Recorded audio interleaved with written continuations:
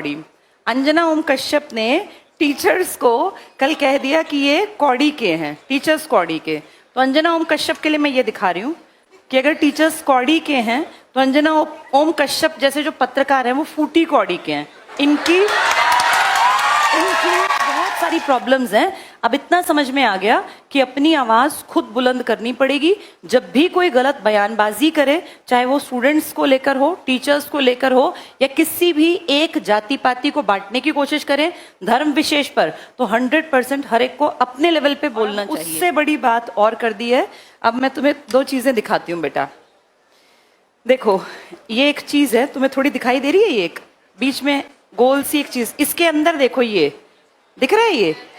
ये सीपी नहीं होते हैं बेटा, सीप जो होते हैं समुद्र में, कभी अगर तुमने देखा हो सीप मिलता है। इसको ना पहले एक इकाई थी बेटा, ये पैसा तो था नहीं, रुपए थे नहीं उस टाइम पर, ये कौड़ी कहलाती थी, कौड़ी। तो ये कौड़ी है। और अब इसको देखो जरा, इसके बीच में तुम्हें एक छेद दिखाई दे रहा है, ये है फूटी कौड़ी। अंजना ओम कश्यप ने टीचर्स को कल कह दिया कि ये कौड़ी के हैं, टीचर्स कौड़ी के। तो अंजना ओम कश्यप के लिए मैं ये दिखा रही हूँ कि अगर टीचर्स कौड़ी के हैं तो अंजना ओम कश्यप जैसे जो पत्रकार हैं वो फूटी कौड़ी के हैं। इनकी कोई रिस्पेक्ट नहीं है। और सबसे छोटी इकाई थी कौड़ी। तो अंजना ओम कश्यप ने टीचर्स को कौड़ी का बनाया। कारण, टीचर्स की बातें ज्यादा वायरल होती हैं बजाय न्यूज चैनल्स के। और क्या कहा उन्होंने कि टीचर्स वैसे ही आ जाते हैं, कुछ भी बोल देते हैं।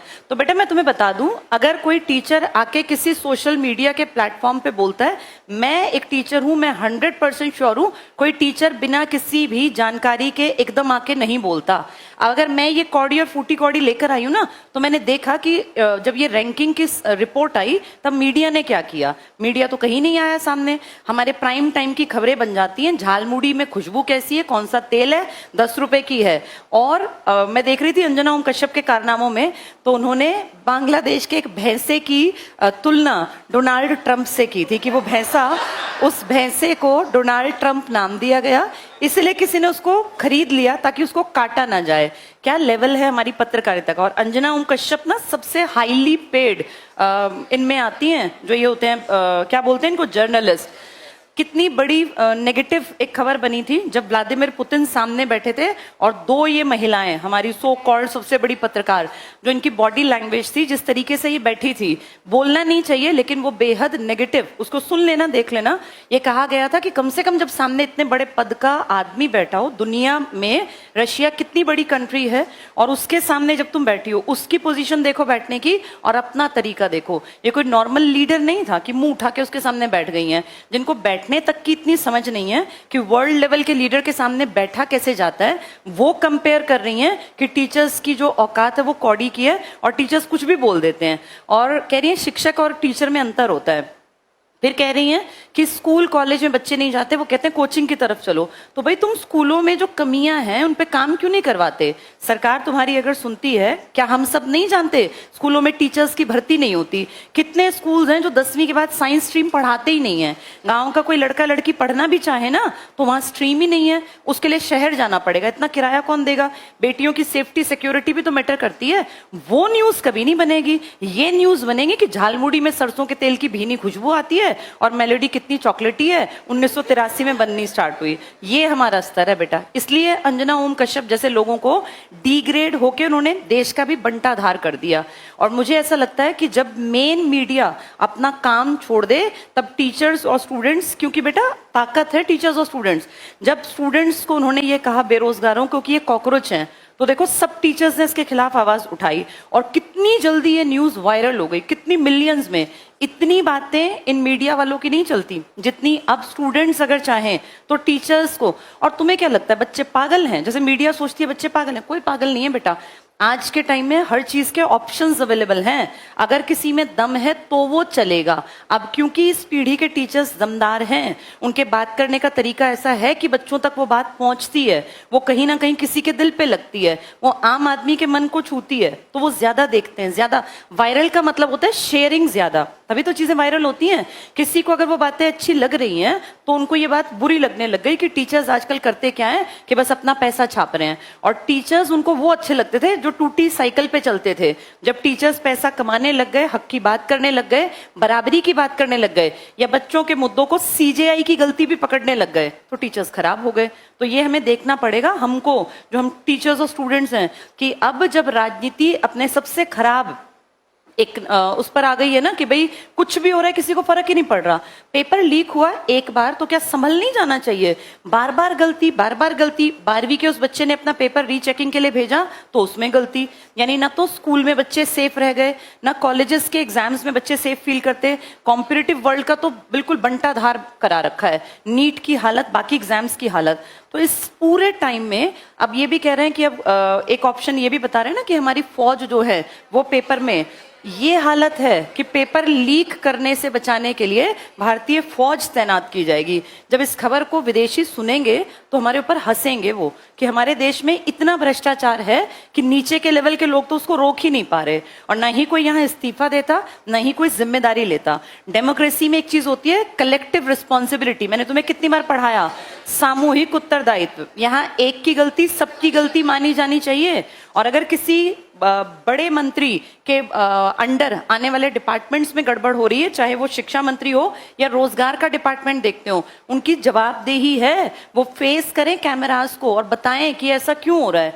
किसी एक आदमी का बयान नहीं आया नीट के ऊपर, किसी आदमी ने कुछ नहीं कहा, बस अपना कुछ भी मेन काम कहाँ कर रहे हैं, अपनी वीडियोस बनाने पर, फालतू की चीजों को प्रमोट करने पर। जबकि 2026 का सबसे बड़ा मुद्दा है महंगाई लगातार बढ़ना, पेट्रोल की कीमतें लगातार बढ़ रही हैं। पेट्रोल सिर्फ पेट्रोल नहीं है, हर चीज महंगी होगी जब पेट्रोल महंगा होगा। इंडिया के रुपए और अमेरिका के डॉलर में देखा है कितना बड़ा गैप आता जा रहा है। इस पे कोई बात नहीं कर रहा, बात फालतू की करेंगे। तो बेटा अब हम लोगों को ना जागरूक होना पड़ेगा, और जहां जो जरूरत पड़े उस मुद्दे को बिल्कुल बिल्कुल बिल्कुल शेयर करना चाहिए, बात करनी चाहिए। पेपर अगर लीक होते हैं, किसी एमएलए, एमपी, सीएम, राज्यपाल को फर्क नहीं पड़ता। ये फर्क पड़ेगा सिर्फ और सिर्फ तुम जैसे स्टूडेंट्स को या हम जैसे टीचर्स को। पेपर लीक होना नेगेटिव है, क्योंकि इससे सही मेहनत करने वाला बच्चा अपनी पोजीशन को कभी हासिल ही नहीं कर पाएगा। और हम नॉर्मल लोगों को, या मैं अपने आप को देखूं, मुझे भी ऐसा दिखता था कि भाई अगर हमारे पास बहुत अच्छी कमाई नहीं है, पैसा नहीं है, बहुत स्ट्रांग बैकग्राउंड नहीं है, तो हम मेहनत करके पैसा कमाएं और अपने बैकग्राउंड को ठीक कर लें। ये हमारे टाइम में भी था, तुम्हारे टाइम में भी है। आज मैं 43 इयर्स प्लस है मेरी एज। 20-22 साल पहले जब मेरी एज 20-22 साल की थी तो मुझे दिखता था कि अगर मैं बहुत मेहनत करूं तो मैं अपनी स्थिति को बदल सकती हूं। और मुझे लगता है हर एक को ये हमेशा मौका मिलना चाहिए कि आप जहां पैदा हुए हैं, मेहनत करके आप उस हालात को, उस माहौल को बदल पाएं। ये हर एक को मौका मिलना चाहिए। यहाँ मैं सबकी बात नहीं कर रही, मेरा मेन मकसद है उन लोगों को जो एग्जैक्ट कहलाते हैं हम मिडिल क्लास परिवार है। हमारे पास बहुत ज्यादा जमीनें नहीं होती, बहुत संसाधन नहीं होते, लेकिन माँ बाप जैसे तैसे करके बच्चे को पढ़ा देते हैं।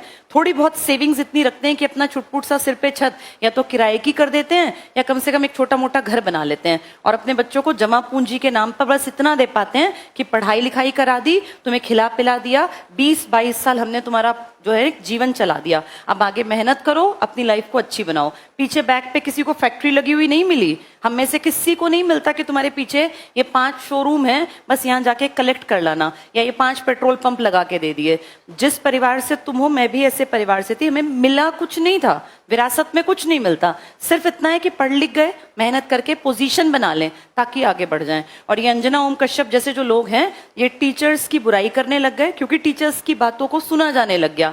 स्टूडेंट्स को जब कह रहे हैं कि ये पैरासाइट हैं तो वो खुश हैं। स्टूडेंट्स को कह रहे हैं बेरोजगार लोग कि ये बेरोजगारों को कि ये कचड़ा है, कूड़ा है, ये गंदगी है, ये कॉकरोच हैं, तो वो खुश हैं। कॉकरोच जनता पार्टी बन गई तो लोगों को दिक्कत हो गई। मैं ये नहीं कह रही कि पार्टी ठीक थी गलत थी, मुझे नहीं पता, बहुत सारी बातें होती हैं, लेकिन फिर भी हम अगर देखें तो अगर इस टाइम की स्थिति को आंकें तो सबसे ज्यादा पिस रहा है स्टूडेंट्स। जहां सुनते हैं पेपर लीक, जहां सुनते हैं पेपर लीक। एक स्कूल में पढ़ने वाला, कॉलेज में एडमिशन की इच्छा रखने वाला, CUET वाला और रोजगार की इच्छा रखने वाला, 3 ही लेवल तो है हम स्टूडेंट्स के, या तो स्कूल वाले या कॉलेज वाले या नौकरी की इच्छा रखने वाले। मिडिल क्लास इन तीनों में से ही तो दुखी बैठा है।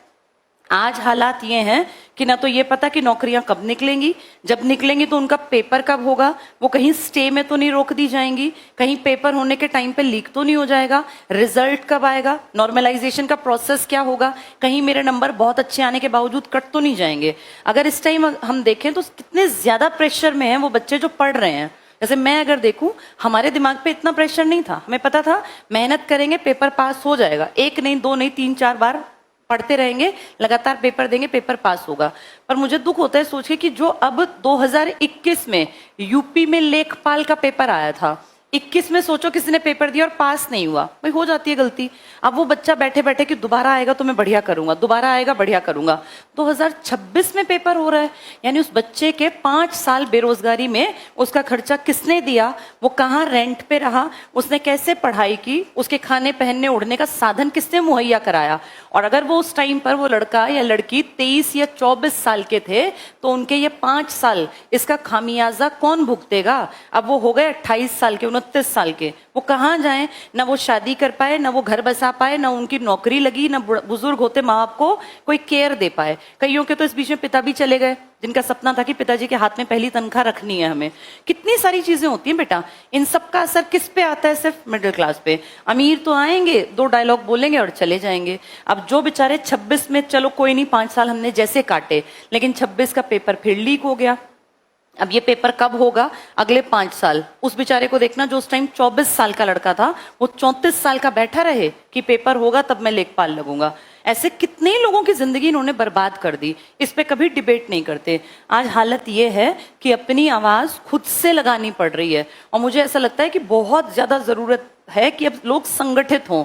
ये वाले लोग नहीं है नेतागिरी टाइप के, जिनकी झूठी रैलियां इकट्ठे करके लोग 500-500 रुपए बांट देंगे, बाद में फोटो की इतने लोग आए। रैली में कोई भी इंसान नहीं जाता जो क्वेश्चन पूछ सकता हो, वहां सब वही होते हैं कि कब खत्म होगी, कब 500 या 1000 रुपए मिलेंगे, या कब खाना मिलेगा। जैसे तुम जैसे जो स्टूडेंट्स है ना, अब बेहद जरूरी है कि सब लोग संगठित हों, गलत के खिलाफ बुलंद आवाज उठाएं, क्योंकि अब पानी बेटा सिर पे से गुजर गया, बिल्कुल ही हद दर्जे की बेशर्मी हो गई।